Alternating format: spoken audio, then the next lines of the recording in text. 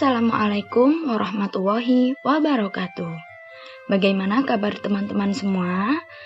Setelah lebih dari 3 bulan, kita semua menghadapi pandemi virus yang membahayakan dan juga mematikan. Virus tersebut yaitu yang kita kenal dengan nama virus corona atau COVID-19. Keberadaan COVID-19 yang mematikan ini telah banyak menyita perhatian dunia. Ada yang menanganinya dengan sangat serius, ada pula yang seolah-olah tak mau tahu. Namun karena hari demi hari penyebarannya semakin banyak dan terus meningkat, membuat setiap kepala negara untuk cepat tanggap dan peduli atas keselamatan rakyatnya.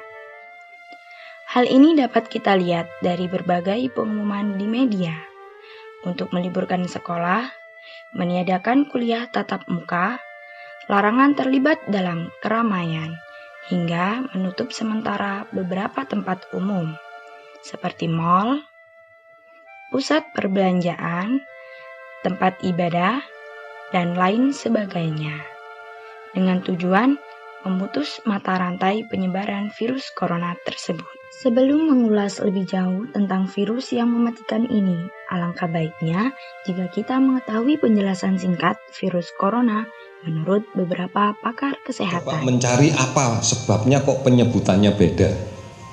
Ternyata referensinya WHO mengatakan bahwa nama penyakit adalah COVID-19.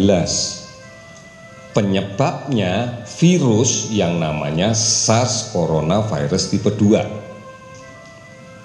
Atau kalau digampangkan nama penyakitnya tipes, penyebabnya kuman yang namanya salmonella. Jadi itu yang membedakan. Sama juga penyakitnya patah tulang betis, penyebabnya ditabrak ojek gitu. Sama dengan itu. Nah, saya menjadi tertarik kenapa kok kemudian sekarang terjadi pergeseran menyebut nama virusnya, bukan menyebut nama penyakitnya. Ternyata dari diskusi yang panjang, karena memang berubah virus ini. Berubah dalam kaitan gejala yang dimunculkan menjadi berubah. Yang semula gambarannya adalah sakit keras, sampai angka kematian dan sebagainya seperti yang gambaran di Wuhan, yang sekarang ini malah asimptomatis, nggak ada tandanya, nggak ada gejalanya, sehingga lebih cenderung menyebutkan lebih menyebutkan virusnya, lebih sering menyebutkan virusnya. Ini juga menjadi pola yang analog, hampir sama dengan SARS di tahun 2002. Awalnya begitu ganasnya dia, lama-lama pelan-pelan berubah, sekarang virus itu menjadi seasonal flu biasa. Sama dengan 2009 ada yang namanya H1N1, swine flu babi. Sadis sekali, kematiannya tinggi dan sebagainya. Lama-lama sekarang jadi flu biasa, H1N1.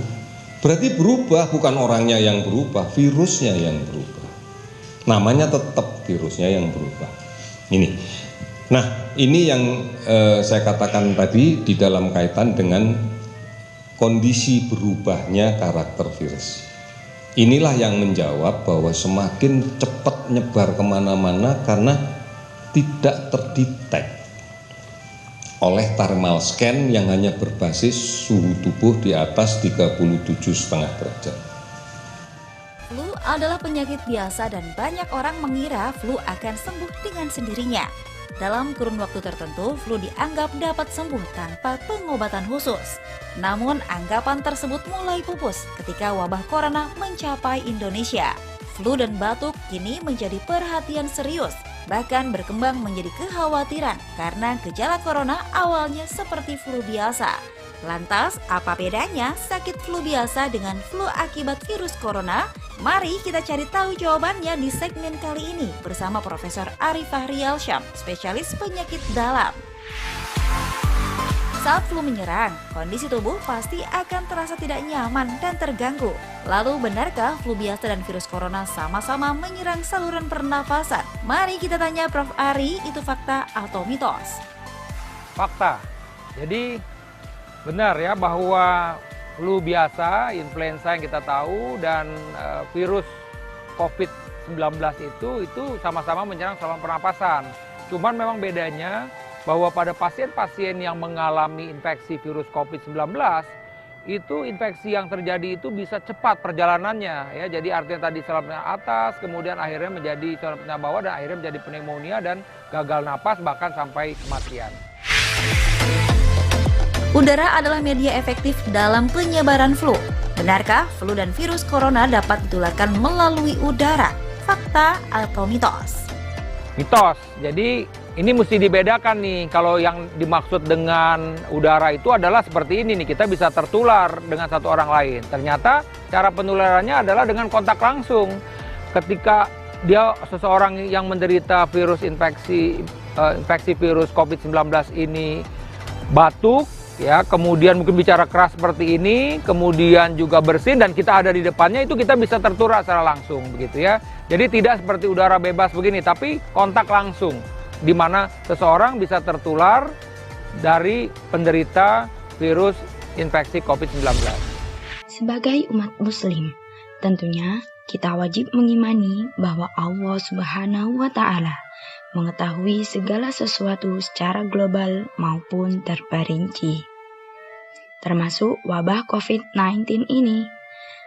Terkait dengan perbuatannya sebagai kehendaknya, namun peristiwa ini juga dipicu oleh perbuatan manusia yang keluar dari fitrahnya, yakni memakan makanan yang tidak halal.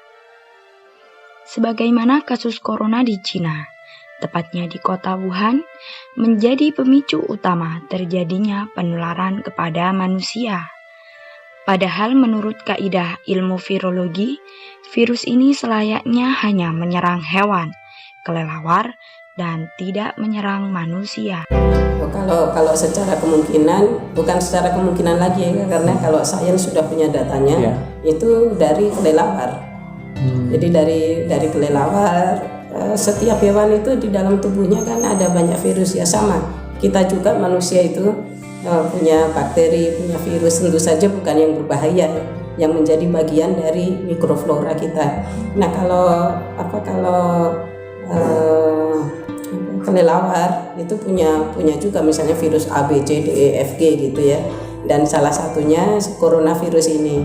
Kemudian dari kelelawar dia berpindah ke satu atau dua hewan lain baru masuk ke manusia. Jadi ini jelas dari hewan, yang bukan sesuatu yang unik di manusia. Maka itulah yang terjadi saat batasan-batasan yang menjadi koridor ajaran agama telah diabaikan. Terlepas dari semua sudah menjadi ketetapan Allah Subhanahu wa Ta'ala dan sudah tertulis dalam firman-Nya dalam Quran surat Al-Maidah ayat 88. Bismillahirrahmanirrahim. Wa kulu mimma razaqakumullahu halalan thayyiba wattaqullaha alladzi antum bihi mu'minun. Yang artinya, dan makanlah dari apa yang telah diberikan Allah Subhanahu wa Ta'ala kepadamu sebagai rezeki yang halal dan baik, dan bertakwalah kepada Allah yang kamu beriman kepadanya. Menurut salah satu ulama tafsir yang fenomenal, yakni Imam At-Tabari, menjelaskan dalam tafsirnya yang berjudul Jami'ul Bayan fi Tafsiril Quran. Beliau menjelaskan bahwa ayat tersebut adalah perintah Allah Subhanahu wa Ta'ala untuk orang-orang yang beriman agar memakan makanan yang halal lagi baik. Perintah tersebut menggunakan fiil amar kulu yang artinya makanlah sebagai bentuk perintah atau kewajiban. Maka, menurut Imam At-Tabari, jika manusia tidak menjalankan perintah yang ada pada ayat tersebut, dikhawatirkan akan diturunkan azab atas siksa dunia sebagai peringatan. Menurut Thahir Ibnu Ashur, dalam kitabnya yang berjudul At-Tahrir wa Tanwir, Beliau menjelaskan bahwa makanan yang halal dan baik merupakan makanan yang sudah digariskan oleh Allah Subhanahu wa Ta'ala dan yang sudah seharusnya dikonsumsi oleh manusia dan bukan yang haram. Karena Allah mengharamkan makanan bukan tanpa sebab. Allah Maha segalanya, mengetahui apapun di dalam makanan yang diharamkannya, seperti adanya kotoran, racun, atau virus yang membahayakan, sebagaimana babi yang di dalamnya terdapat cacing pita, dan juga katak yang di dalamnya mengandung cacing nemotade. Cacing ini terdapat dalam sistem pencernaan katak. Apabila cacing tersebut dimakan manusia, maka akan mengganggu metabolisme tubuh manusia.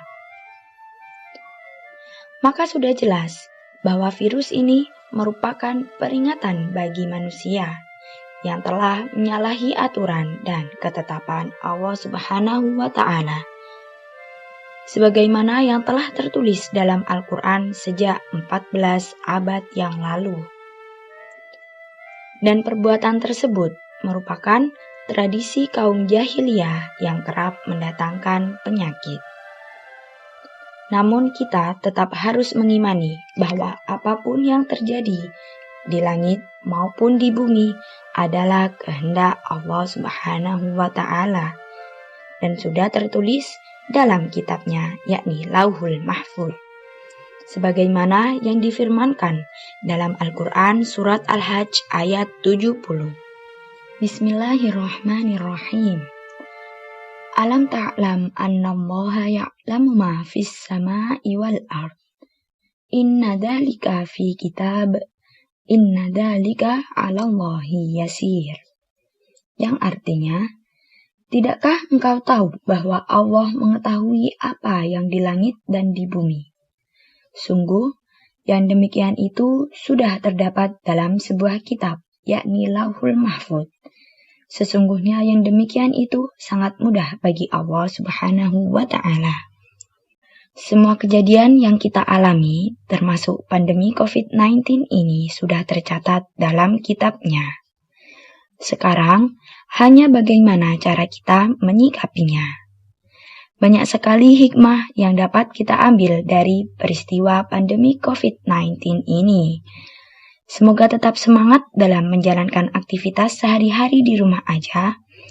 Dan jangan lupa tetap menjaga kesehatan serta menerapkan pola hidup sehat. Semoga Allah selalu melindungi diri kita semua dan keluarga.